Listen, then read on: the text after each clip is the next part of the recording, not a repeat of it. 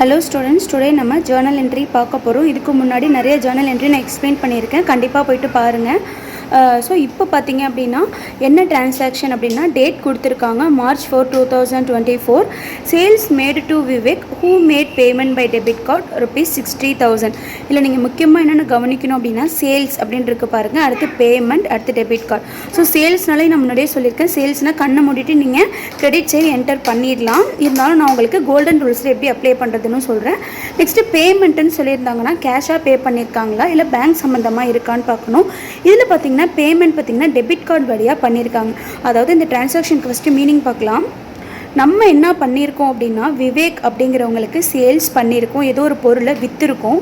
விவேக் வந்து நமக்கு பணம் வந்து பே பண்ணுறாரு. மணியாக பே பண்ணாமல், அதாவது கேஷாக கையில் கொடுக்காம டெபிட் கார்டை யூஸ் பண்ணி, ஏடிஎம் கார்டை தான் டெபிட் கார்டுன்னு சொல்லுவோம். அந்த ஏடிஎம் கார்டு மூலயமா வந்து நமக்கு வந்து மணி வந்து 60,000 ஏடிஎம் கார்டில் போட்டிருக்காங்க, ஏடிஎம் மிஷினில் போயிட்டு. ஸோ அது பேங்க்குக்கு தான் போகும், நம்மளோட பேங்க்குக்கு தான் வந்து அது போகும். இதுக்கு எப்படி ஜர்னல் என்ட்ரி போடுறதுன்னு பார்க்கலாம். ஸோ இப்போ பார்த்தீங்கன்னா கோல்டன் ரூல்ஸ், இந்த கோல்டன் ரூல்ஸில் எது இதுக்கு அப்ளிகபிள் ஆகும்னு பார்த்தீங்கன்னா ரியல் அக்கௌண்ட்டு தான்.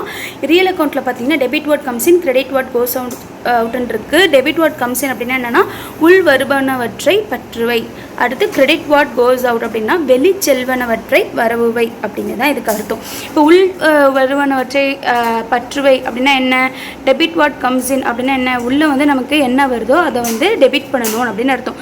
உள்ளே நமக்கு என்ன வருது, பணம் வந்து வருது, ஓகேவா. விவேக் வந்து நமக்கு பணம் கொடுக்குறாரு.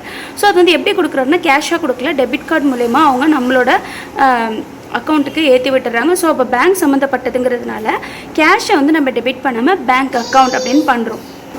ஸோ அதனால தான் நம்ம பேங்க் அக்கௌண்ட்டை டெபிட் பண்ணுறோம். நார்மலாக வந்து டெபிட் கார்டை பற்றி அவங்க பேசலை, ஜஸ்ட்டு பேமெண்ட்டுன்னு சொல்லியிருந்தாங்கன்னா நம்ம கேஷ் அக்கௌண்ட் எட்டார்னு போடணும். பட் இங்கே டெபிட் கார்டு அப்படிங்கிற அந்த வார்த்தை வந்ததுனால தான் நம்ம பேங்க் அக்கௌண்ட்டை டெபிட் பண்ணியிருக்கோம். ஸோ இதுக்கான ரூல்ஸ் ரியல் அக்கௌண்ட் படி டெபிட் வாட் கம்ஸ் இன் அப்படிங்கிற ரூல் படி நம்ம டெபிட் பண்ணியாச்சு. நெக்ஸ்ட்டு பார்த்தீங்கன்னா முன்னாடியே சொன்ன மாதிரி சேல்ஸ்னால் எப்போதுமே கிரெடிட் தான் வரும். கோல்டன் ரூல்ஸ் படி பார்த்தோம் அப்படின்னாலும் வெளிச்செல்வனவற்றை வருவை. இதுக்கு என்ன அர்த்தம்னா நம்மக்கிட்டேருந்து என்ன வெளியில் போகுது, குட்ஸ் வந்து வெளியில் போகுது, சேல்ஸ் பண்ணதுனால குட்ஸ் வெளியில் போகுது, அதனால டு சேல்ஸ் அக்கௌண்ட் அப்படின்னு போட்டு அமௌண்ட்டை போட்டுடணும். ஓகே ஸ்டூடெண்ட்ஸ், கண்டிப்பாக உங்களுக்கு இது புரிஞ்சிருக்கும் அப்படின்னு நம்புகிறேன். இது வரைக்கும் சேனல் யாராவது சப்ஸ்கிரைப் பண்ணலாம் மறக்காமல் சப்ஸ்கிரைப் பண்ணிக்கோங்க. சேனல் நேம் ஸ்டடி ரீடர்ஸ் உங்கள் ஃப்ரெண்ட்ஸ்க்கும் ஷேர் பண்ணுங்கள். வீடியோ பிடிச்சிருந்தால் லைக் பண்ணுங்கள், மறக்காமல் கமெண்ட் பண்ணுங்கள். நிறையா ஜர்னல் என்ட்ரிஸ் பார்க்கலாம். தேங்க்ஸ் ஃபார் வாட்சிங்.